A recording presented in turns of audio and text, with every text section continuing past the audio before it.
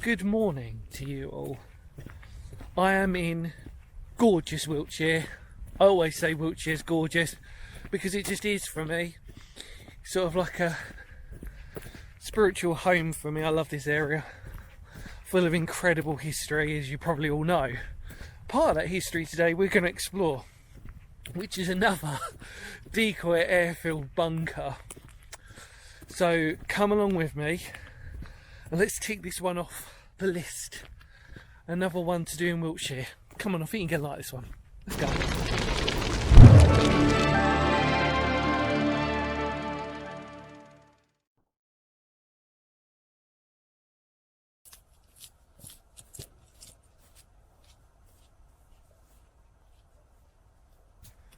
Welcome back. I can see it in front of me. It'll be interesting to know the condition of this because there's not actually much. Really strange, this one, and this is just me, which more likely will be. I can't seem to find. Well, I can find enough information to tell you the story of this, but normally with decoy sites you get a little bit more, and this one isn't. Like, so I have no idea about what the conditions like. Normally, again, I have like a rough idea of what it's going to look like, but on this one, zero.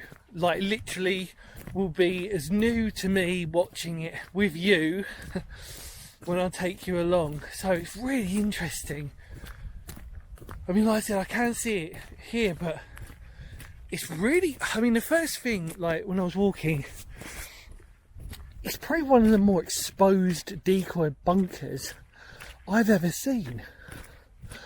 I mean, it is. I tell you what, if you wanted an easy target, I mean, you're right out in the fields here, which again is great for a decoy bombing site, but obviously to deflect. We'll talk about more about that in a minute. But it's so exposed, this one. Or it feels it to me. I don't know. It's just because it's like I said, typical Wiltshire countryside, really, like farming fields for us miles and miles and miles, and we're not too far away from my beautiful West Kennet Lombarrow and Avebury. So it's kind of weird when I look at this landscape because I sort of see it in a different light. I don't see it in a World War II way, but we're almost there now. I have no idea what I'm going to see here. This is interesting. Right, stay with me.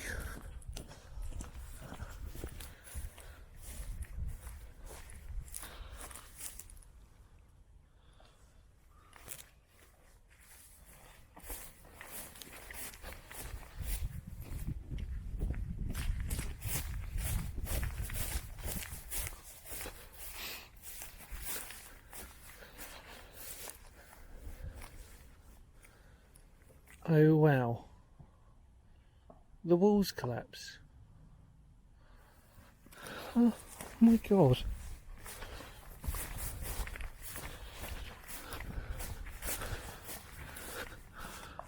There's your escape hatch. That's weird. It was teasing me at one point with the condition of this, but hopefully I can get inside. It's very difficult to see. Because from the top it looks absolutely fine. I suppose we're going to have to go and find out, aren't we? Come on. It has collapsed. Oh my god. I'm literally straddling brickwork right now. That's not cool. Let's get the old torch out. Oh my god, I can see through there, look. Come on, torch. Jeez. Alright, bear with me, everyone. Need to figure this out. Hello. Welcome back. Sorry, I'm not really doing anything fancy on this because it's just freaking sketchy. Oh my god, look at that wall. Okay, well, this pretty much sums up why it's in the condition it's in. Jeez, look at those cracks. Oh my god, this is one of the most sketchiest decoy sites I've ever, well, it is the most one I've ever been to. So that's the escape hatch. which would mean that the generator is in the opposite room. Again, no description of this that I could find. Look at that. Basically, the farmer's just neglected this, hasn't he? And then what's happened is that you've had people exploring, because I can sort of see recent stuff, but look at the state of that wall.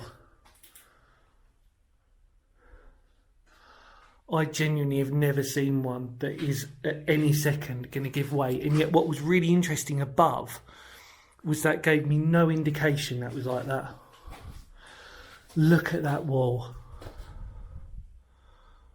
Well, if that falls on me, I'm in a whole heap of trouble. Just come through there, but I've got to go in there. Oh, I can even see a generator plinth. Bloody hell. Right. Huh. I genuinely have never seen one in this condition before. Like as in, like at any second it will give way. I don't know what I've trodden in either. Hoping it's not glass. Seems to sort of stuck to my shoe. Oh, sorry about that. So this is the command section, because we know of the escape hatch. It's quite large. Alright, let me try and make my way through.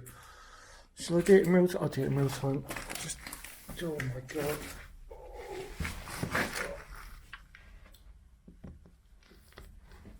Just blinding myself with the torch.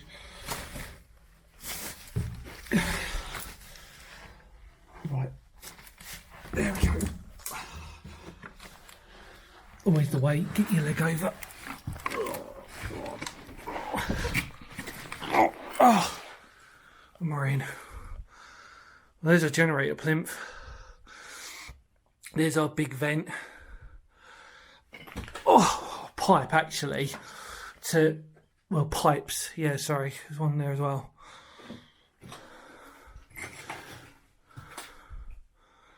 This is terribly worrying, this one. It's kind of like you sort of say to yourself, okay, well, I'm glad I'm here to document this before. I'm assuming this will give way in a matter of years.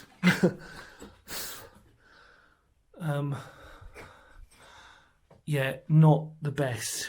I think I just want to take a look at all this. I'll tell you more about the history of it when we're outside. When we're back out, I'm more concerned about the fact that, you know, this is in the condition it's. Oh my god, I've just looked over there. Hang on, sorry.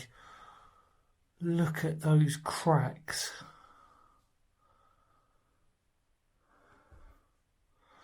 It's weird. You have to be here to sort of really understand how bad this is. Like, in terms of this will give out type of bad.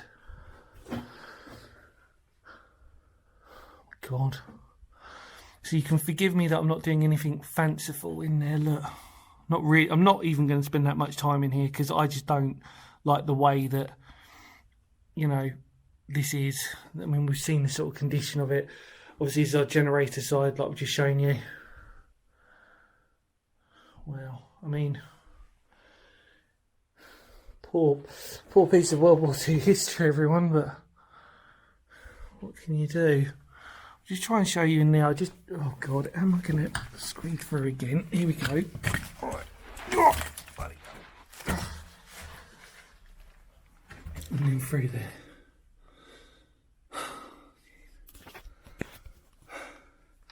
Can you see the wall is like... It's nice, isn't it? Alright, let me try and get out. Oh, like I said, there's no point spending a lot of time here if I don't need to. Oh, slipping backwards. Always the way. Right, okay. He says to himself, how's he going to get out? With great difficulty is the answer. Well, first I've got to swap shoes. There we go. Bloody hell. Put my foot down there, can I? No. Right. Give me a second, because I can't do this whilst filming, so I'm almost there. Right, wait a second. Whew. That was actually surprisingly difficult to get out of, but I've made it, which is the most important thing. That was interesting. Like I said, I'm genuinely not spending too much time in there. Oh god, let's have a look above then, because that was sort of hiding a lot of yeah, look, that wall has just given out for whatever reason. Actually, I'm quite aware that standing on this is not going to be too great, knowing that that was bowing about there as well. Let's have a look though. There's our escape hatch that we'd sort of looked at. So, yeah.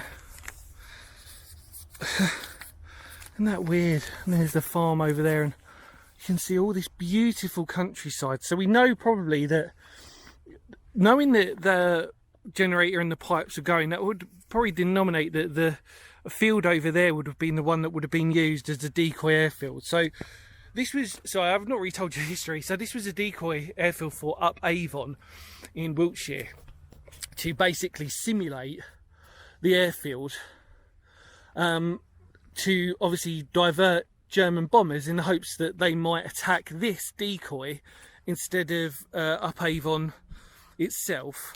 And as was common, its shelf life was extremely short, so it was August 1941 to August 1942 this one lasted for. But that is pretty much as we can say. We know then obviously that the generator was in there.